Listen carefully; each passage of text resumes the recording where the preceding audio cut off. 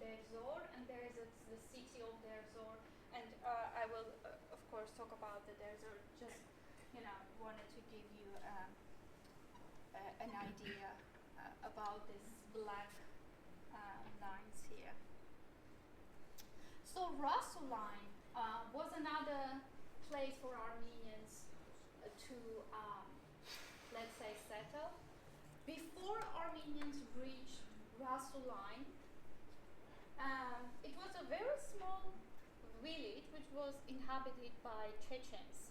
And these Chechens Chechens and Cherkessians, they became actually the main perpetrators in 1916 spring.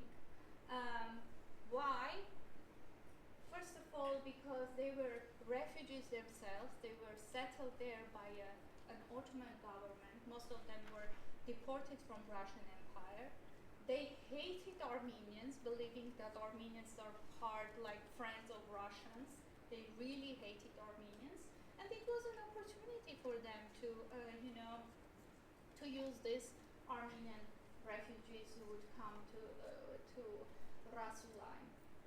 So they would use Armenians, and mostly Armenian women were, if they were lucky and if they were beautiful, they could, work in their farms, which was one way of survival.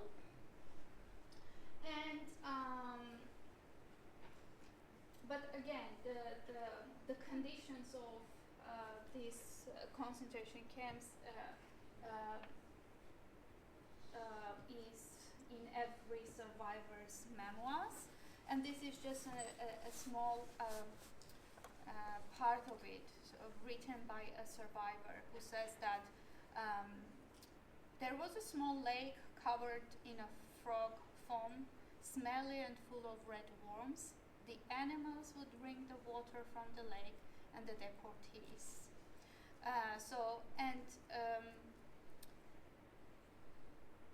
She was from Kerek, and she reached this Rasuline with her mother and 2 children, and then she was the only one to survive. But I don't even remember why I took this quote, just to show you probably that Armenians didn't have an access to fresh water. It was not for them. They were not treated as people. They were treated even worse than animals. And I always, when I speak about this, I always remember a survivor who was hiding in a Kurdish household. He was an orphan who was covered with all the wounds, and he was hiding with a dog, and he was eating a dog's food, and dog realized that he should not eat all his food and leave some for this orphan to survive. And I always remember that he wrote that dogs were more human than humans in those days. Sorry.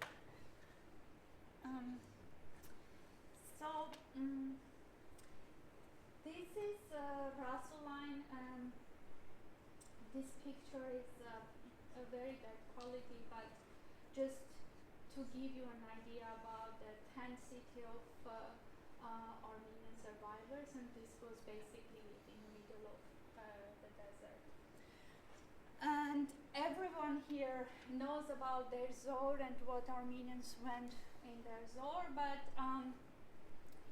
again, when it came to the deportees, class played a tremendous role. If you had the money, by reaching Deir Zor, you could end up in a city and try to rent a room. So this was something that Eintopsi Armenians would do.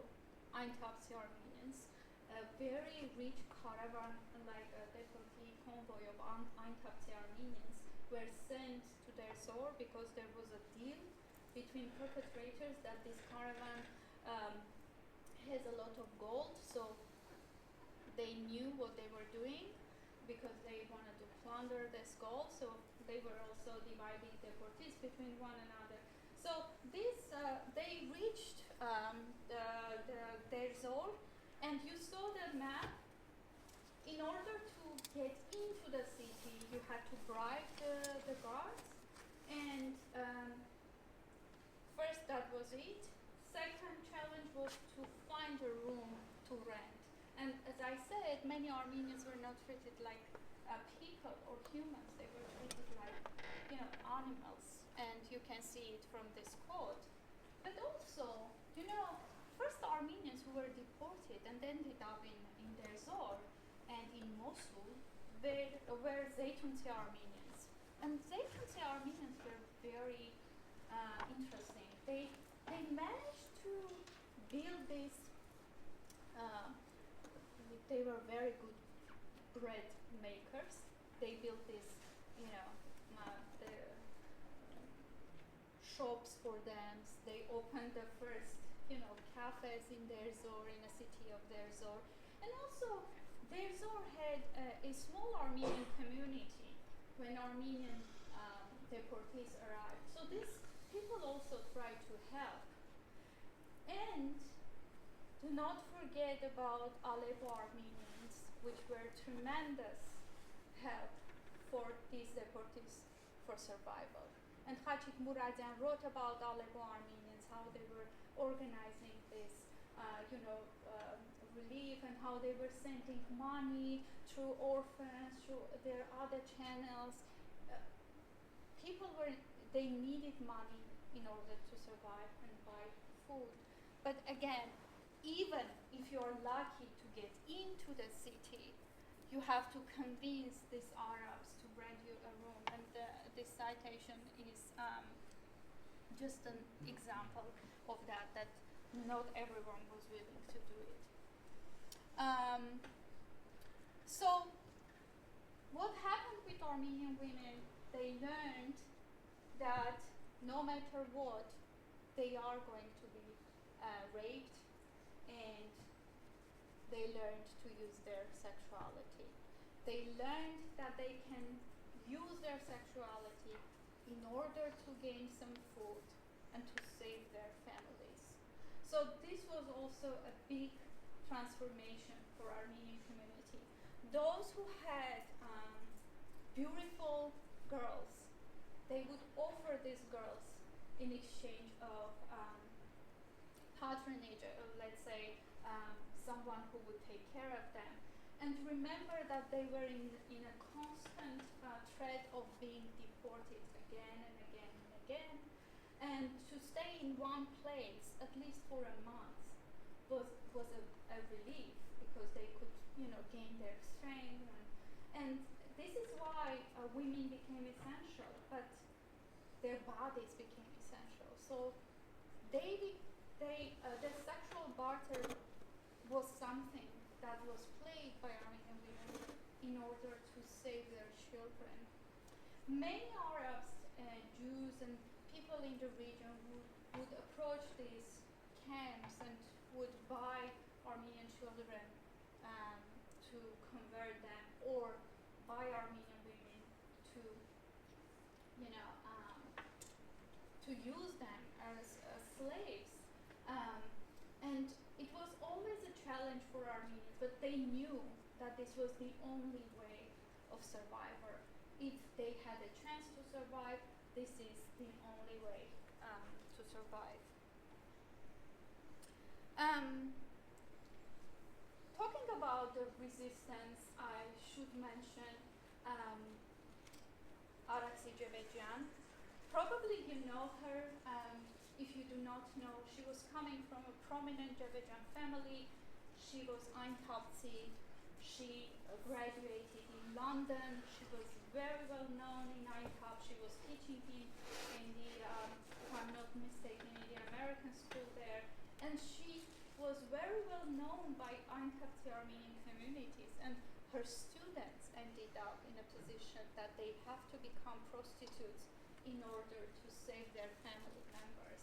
And Alexei, because was educated and because everyone respected her and everyone knew her, she created this network of rescue for Armenian women, writing letters to German consul in Aleppo and missionaries. He knew that Germans have a green card, let's say, in those days. So, and she tried to help them the way she could, and many Armenian women remember how she was going from one place to another, encouraging them to not fall into this dehumanization and keep their humanity, and do not, become Muslims and marry Arab men, which was also the only way out from those places. But of course, perpetrators didn't want her to, encourage Armenians to resist, right? To keep their humanity. So they punished her. Of course, Zeki Pasha, who is known from the literature as a Zeki of their Zor, he was the one who raped her and killed her, and everyone knew how tragic her end was. And these kind of things were done publicly to show that you cannot resist. This is your destiny. If you resist, you're going to be humiliated and killed this way. And again, coming to the same map, in early 1916, Talat Pasha already received a lot of information about Armenians, and there is his black book, which is online. You can, I think, Gomidas Institute published it. You can just download it from the internet. So he decided that, many Armenians survived, and he doesn't need them. So let's liquidate all these concentration camps. He basically sent every Armenian from Rasuline, Mosul, Raqqa, surroundings of Raqqa, even Aleppo, if they could, arrest and deport Armenians. All of them were taken to their Zor, and from their Zor they were taken deeper to the desert, and they were all killed. Only few survived, running back from this carnage, and all this done by Chechens and Cherkess. So those who would run back will inform the deportees to avoid going to their Zors. Sometimes for a week, the government would provide with the bread for Armenian deportees in order to strengthen them and convince them to walk, okay, because most of them couldn't walk. And then they would burn the tents to force them out from their tents, and then take to the desert and kill. Okay. So most of the deportees were happy to be killed. So it was the end. So this was the end for their agony. So they were happy to be dead.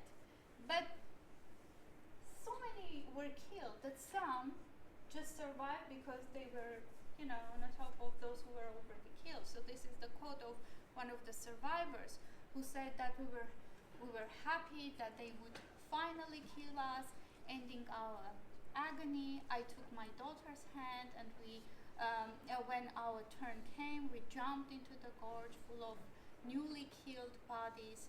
When I opened my eyes, I saw an Arab who came to rob my clothes. My daughter was also alive because we fell on the corpses. I begged the Arab to kill me, but he wounded me in my arms and legs with his sword and left, taking my daughter with him. And this was true about many survivors. I mean, those who survived the resort, there are not many, but it is the story of their survival. And I don't want to torture you any further. as a conclusion, the second phase of the Armenian genocide is one of its more complex aspects due to its geography and the density of events that took place during this period. Armenian deportees who reached Syria were mostly women and children. They had to stay in transit camps, deportation camps, and unknown citizen villages, and until the fall of 1918, had to fight for survival while enduring unbearable genocidal conditions. Their everyday experience were full of starvation, humiliation, rape, forced marriages, forced prostitution, forced labor, sexual slavery, torture, mutilation of their bodies, murder, and the abduction of their children. Thank you very much.